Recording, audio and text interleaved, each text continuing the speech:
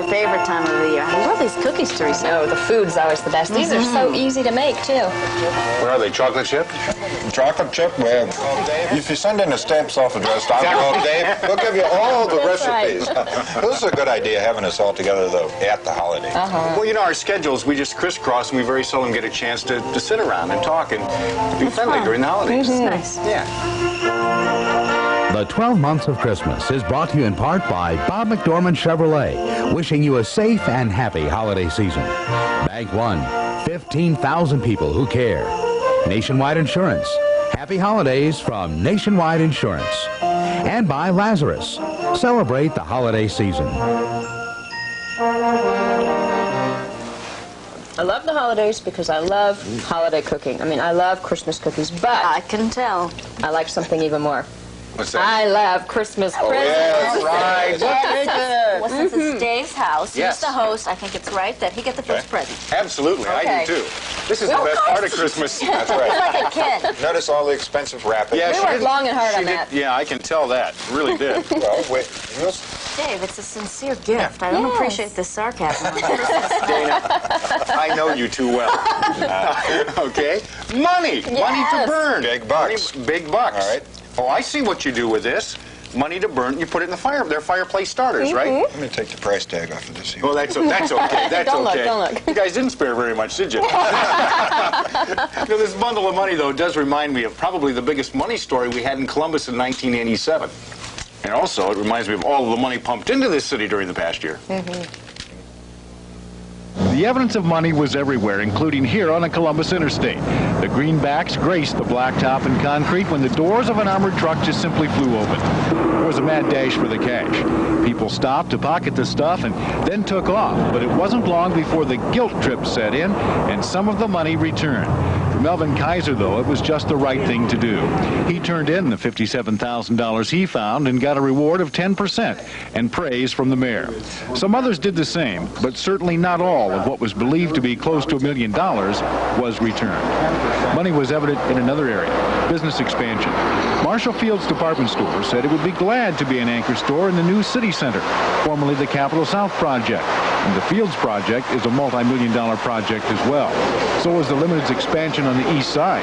In fact, there seems to be no limit to the Limited, even though its stock took a big hit in the crash on Wall Street in October.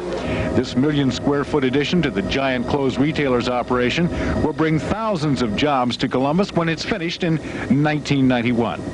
For Chris Smith and her family of Pataskala, it was a multi-million-dollar year.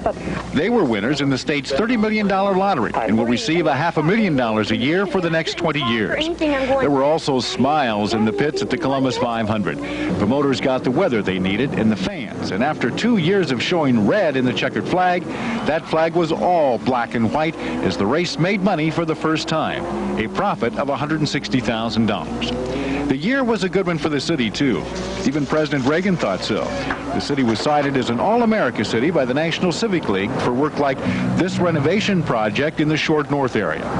And the state itself didn't do badly either. It's remembered in the nation's capital this holiday season with this giant Norway spruce, which came from the Wayne National Forest in Marietta. What a gorgeous Christmas tree, and I think it came from Southeast Ohio. It's a good thing that one got out into a place of prominence because the official state Christmas tree got kind of messed up in the big wind last week. But right now, That's great. Dana, I know you didn't think that I was going to get you a Christmas present, but I did. Why be Teresa? different after 6 years, Dave? Well, why be different? Well, we had a pretty good year when you stop and think about it with the heart of Ohio. and everything, Right about that. Yeah, it's the red and white. Spare no expense. Right, and notice it's a lot bigger than the one you got me. Dave, it is the thought that counts. is it? And I appreciate this thought. I'm sorry. All right, let's see what's Let's see what you got. so nice. I know right where to put this in my house. I would suggest a long wall because you're going to need an updated version of the new Columbus, the newer Columbus, and the newer Columbus. We report about so many stories of the growth of Columbus, and just sort of tells you about the Christmases of Columbus's future. A transportation package is just what many city leaders would like to unwrap. After studying elevated monorail systems in places like Detroit and Miami, a local task group says Columbus is ripe for a monorail on High Street, paid with public money. From rail to wings, Mayor Dana Reinhardt has a Port Columbus TWA hub on his Christmas wish list. A major airline here would give passengers a present, too. It would help bring down ticket prices. And the mayor and Governor Dick Celeste have Christmas 1994 on their calendars to drive on the completed Spring-Sandusky interchange. It's a downtown Columbus commuter's headache now, but $125 million are on the way to untangle the roadway snarls. 5 years from now, we'll celebrate the gifts of Christopher Columbus. Our city will play a vital role as many parts of the world tip their hat to the 500th anniversary of Christopher Columbus's discovery of America.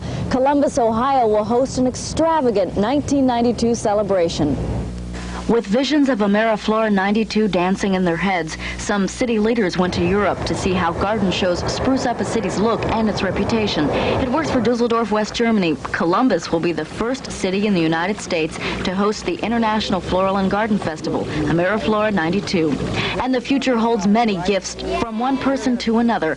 Columbus shoe store millionaire Art Kobacker stands out. He set up a fund for his adopted Kent Elementary School to send kids on to higher education. If the students keep up their grades, Kobacker pays for college. A Christmas gift of hope and inspiration for a better Columbus.